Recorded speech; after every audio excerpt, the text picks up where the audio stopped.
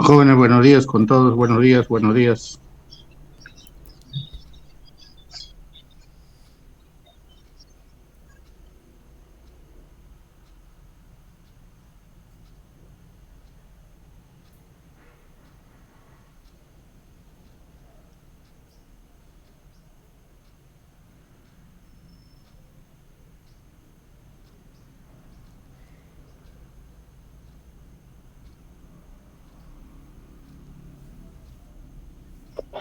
Doctor, buenos días.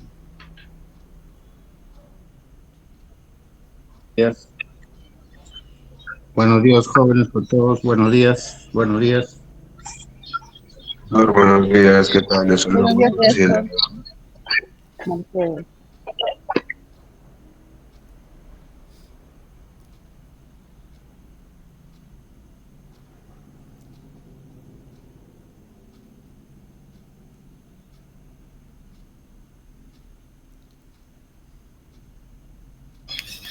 Buenos días, jóvenes, buenos días. Buenos días, maestro.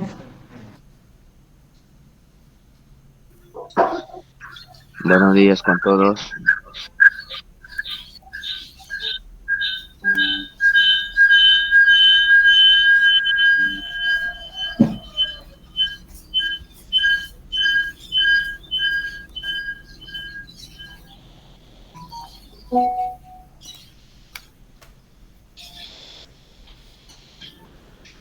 Se observa, jóvenes. Sí, maestro.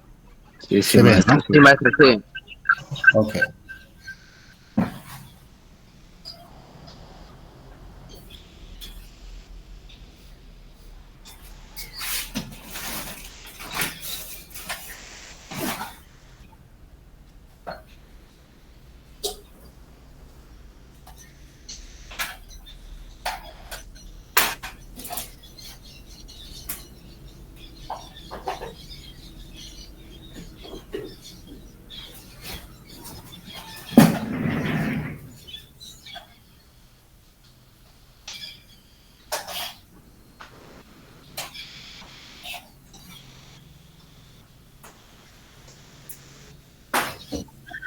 Bien, jóvenes. Hoy vamos a avanzar el tema de individuo, también conocido por otros como organismo. Individuo u organismo son términos similares, así que en algún texto, en alguna otra información nos van a encontrar como organismo o también como individuo. Cuando hacemos referencia a individuo nos estamos dando una idea de solo un organismo, de cualquier especie, puede ser una planta, puede ser un animal, puede ser el hombre, un microorganismo, un protozoario, un hongo, cualquiera. Uno solo forma individuo, varios ya forman una población. Entonces lo que vamos a tratar de hablar desde el punto de vista ecológico es el individuo u organismo. Como este conocimiento por nosotros, el individuo es la unidad fundamental de la ecología. Es decir, para entender la ecología, nosotros debemos primero conocer a los organismos o a los individuos, cómo es su forma de ser, cómo es su estructura, su morfología, cómo es su comportamiento, cómo es su reproducción, cómo es su modo de vida, es diurno, es nocturno, cuál es su grado de reproducción, en qué época se reproduce, todo lo referido a un individuo. Podemos agarrar cualquier individuo. Por ejemplo, si nosotros queremos estudiar ronzoco, agarraremos a un ronzoco y veremos cuál es su comportamiento, cómo es la forma en la cual este individuo se comporta, desde que nace hasta que muere. Por ello se considera como la unidad fundamental de la ecología. También se puede decir que es el primer nivel de integración que interesa a la ecología. porque a partir de acá nosotros vamos a poder entender a cada organismo cómo es su interacción, cómo es su comportamiento. También algunos lo consideran al individuo como unidad indivisible, es decir, ya no se puede dividir en otro. Y es miembro de una especie. Por ejemplo, nosotros somos la especie humana. Si queremos estudiar una sola persona, es miembro de la especie humana. Si queremos estudiar una planta, es miembro de una planta, por ejemplo, de un cultivo de maíz. O sea, uno solo es miembro de la especie de sea maíz. Y así sucesivamente nosotros podemos poner ejemplos en el cual podemos entender de qué se trata o qué se había hecho. La autoecología estudia a los individuos, como lo hemos mencionado en las clases iniciales. Su interés está centrado en el lugar que habita el individuo u organismo, las funciones que desempeñan y las características estructurales que tiene para cumplir esas funciones. Entonces, ¿quién estudia a los individuos? Es la autoecología. Solo se dedica a estudiar al individuo o al organismo. Este estudio tiene mucho interés en la ecología. A partir de ahí vamos a entender cuál es el comportamiento de este organismo, dónde habita, qué funciones cumple, dónde vive y las características estructurales que tiene para cumplir esas funciones. ¿Se escucha normal? Sí, maestro. Ya, se ve la imagen todo, ¿no? Sí, maestro. Sí, doctor. Ya. Entonces, todo organismo, todo individuo se encuentra en un espacio físico determinado, que puede ser agua o tierra. Recuerden que una especie puede vivir en agua o en la tierra, en cualquiera de ellos. No es suficiente referirse solo al medio físico, o sea, al lugar donde vive, sino al modo más preciso que ocupa un organismo en un ecosistema determinado. Por ejemplo, el guacamayo y la lombriz de tierra. Ambos viven en el mismo lugar, pero el guacamayo vive en esos árboles altos, muy elevados. En cambio, la lombriz vive en la tierra, en el suelo. Cada uno cumple sus funciones. O sea, están en el mismo lugar, pero cada uno ocupa o cumple sus funciones. Ese lugar físico donde viven específicamente los individuos se denomina hábitat. O sea, ¿cuál es el hábitat, por ejemplo, de la lombriz de tierra? El hábitat de la lombriz de tierra es el suelo. Lugares húmedos donde existe suficiente humedad, materia orgánica, ahí vive la lombriz. ¿Cuál es el hábitat del guacamayo? El hábitat del guacamayo son árboles grandes, frondosos,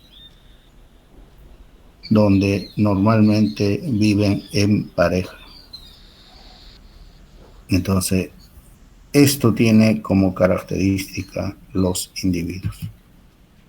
Entonces podemos nosotros decir que individuo,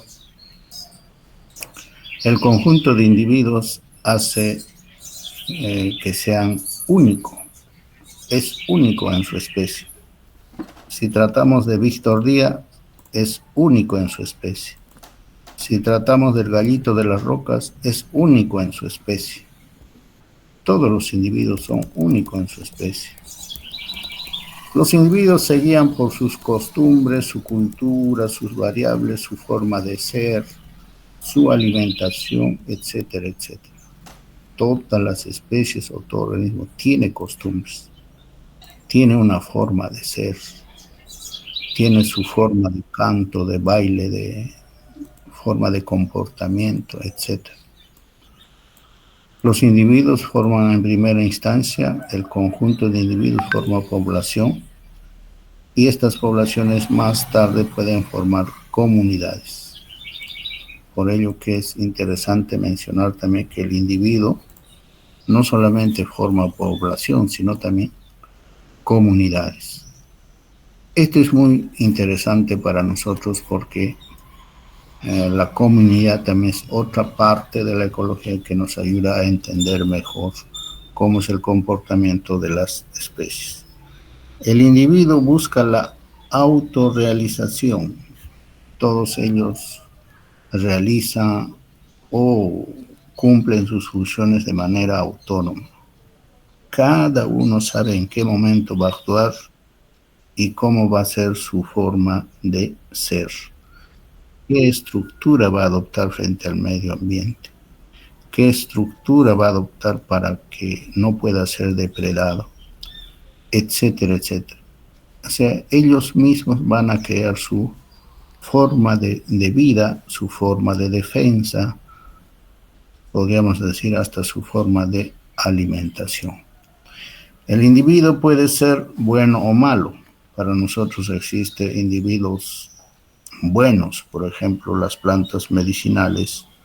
La uña de gato, por ejemplo, es una especie muy beneficiosa para nosotros. Por lo tanto, lo podemos considerar como bueno. Pero de repente, para muchos, la ishanga no es algo bueno. Es una planta que lo rechazamos, lo mantenemos lejos de nosotros, etc. Así igual también sucede con los animales. El perro puede ser un animal muy bueno, muy amigable con el humano. Pero a ver, no creo que sea lo mismo una serpiente o un ave que desgarradora. Entonces, cada uno de nosotros sabemos evaluar qué individuo para nosotros es bueno o es malo. También el individuo puede llegar a tener gran influencia sobre otros. Y es así. A veces un individuo es el que maneja a toda la población. O sea, es el que lidera. El que dice qué se va a hacer, cómo se va a hacer, a dónde vamos a ir y todo ello. Esto ocurre, por ejemplo, en todos los animales. Ustedes han visto diferentes documentales, por ejemplo, lo que sucede en África con los ñus, con los depredadores, con todos ellos. Hay un líder siempre que maneja y decide qué van a hacer. El resto tiene que seguir. Si el líder dice vamos a cruzar un río, el resto tiene que seguir. O sea, hay una influencia. Un individuo es el que decide porque está designado o es el líder del grupo. Y el resto tiene que seguir. Entonces, estas son algunas características de los individuos.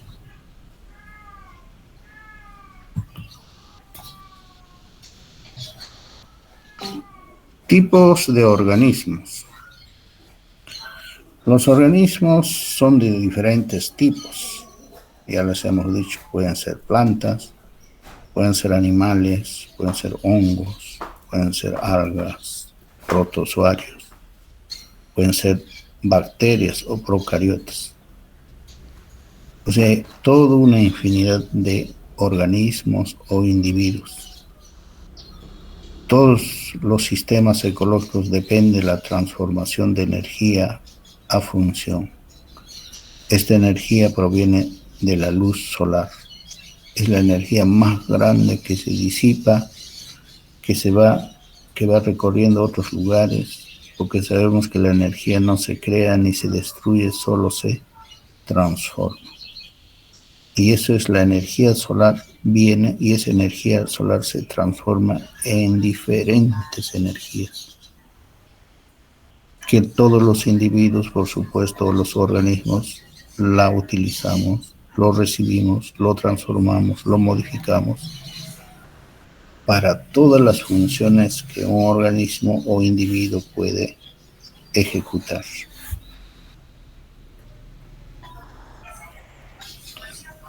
Si hablamos como individuo de una planta, sabemos que la planta realiza fotosíntesis. Basta que tenga un color verde, es porque realiza fotosíntesis. Y puede ser una planta pequeña, grande, puede ser arbórea, cualquier planta. El hecho es que realiza fotosíntesis. El carbono orgánico, como producto de la fotosíntesis, proporciona alimento, ya sea directa o indirectamente, al resto de la comunidad ecológica. O sea, es decir, a los herbívoros, carnívoros, a los hongos, las bacterias, incluso los parásitos y los patógenos. Porque la fotosíntesis, finalmente, su producto final es un fruto, es un alimento, que nosotros lo consumimos o cualquier animal lo consume. Por ello que es muy necesario el proceso de fotosíntesis. Las plantas necesitan agua permanente como cualquier organismo para reemplazar al agua perdida por evapotranspiración. Cuando hay mucha insolación acá en la región Ucayali, las plantas pierden mucha agua por evapotranspiración. Por lo tanto, los individuos necesitan un constante consumo de agua. Es como nosotros también, ¿no? Nosotros perdemos agua por el cuerpo, por medio de la transpiración. Pero ¿cómo lo recupera el organismo? Tiene que ingerir una nueva dotación de agua para reemplazar al agua perdida. Las plantas como individuo están enraizadas en un lugar del ambiente, en un lugar de la tierra, para obtener agua y nutrientes como forma de vida, más la energía, realizan la fotosíntesis. Por ello también se los conoce como organismos autótrofos, porque ellos no van en busca de alimento, sino elaboran su propio alimento. Por ello se los conoce también como autótrofos. Las plantas crecen en forma modular a partir de sus meristemas. Al ser consumidos por los animales, regeneran nuevamente. O sea, un animal herbívoro no se va a comer toda la planta desde la raíz.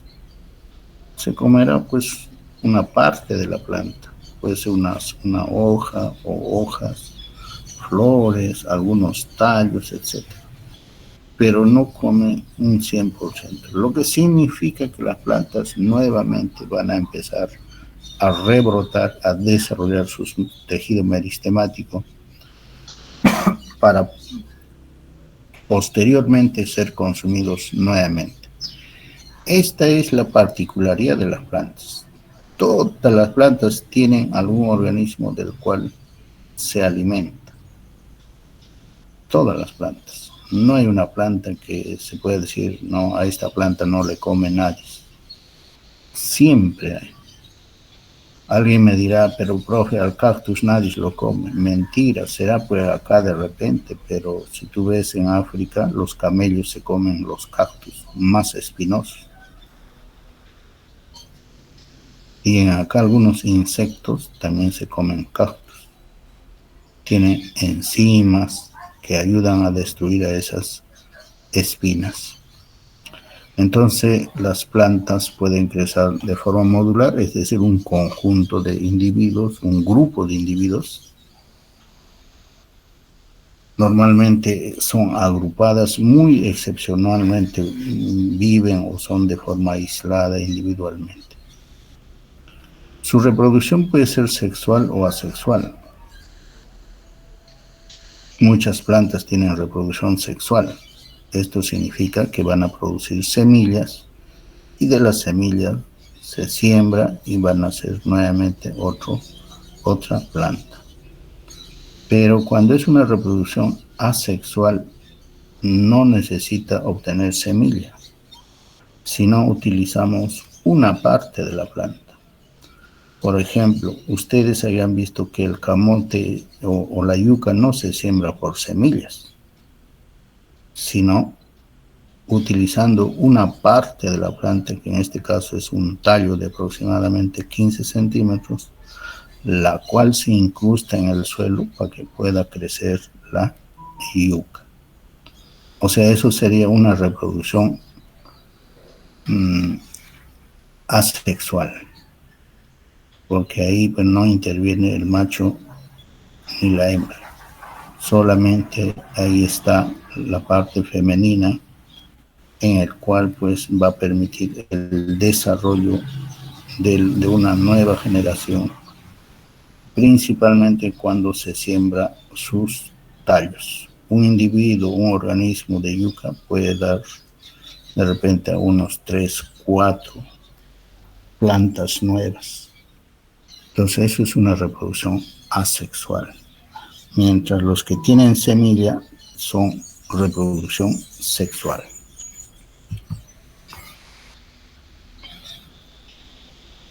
Aquí tenemos una planta. Como es de conocimiento, esta planta puede realizar fotosíntesis, tiene ahí sus órganos reproductores, como es en este caso la flor, es el órgano reproductor, el estambre es el macho y el ovario o el carpelo es la parte femenina. Por lo tanto, las plantas en su mayoría son pues, les puedo decir, bisexuales, porque tienen ambos sexos. Pero aún así, esta planta no se puede reproducir fácilmente.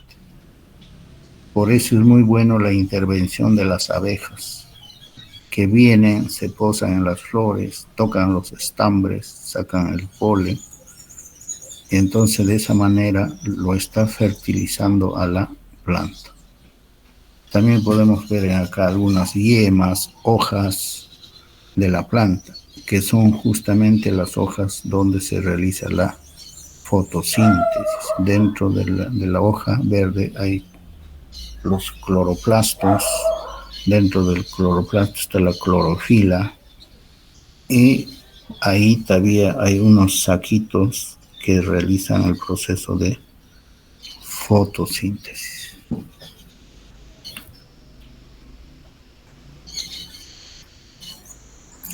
Y efectivamente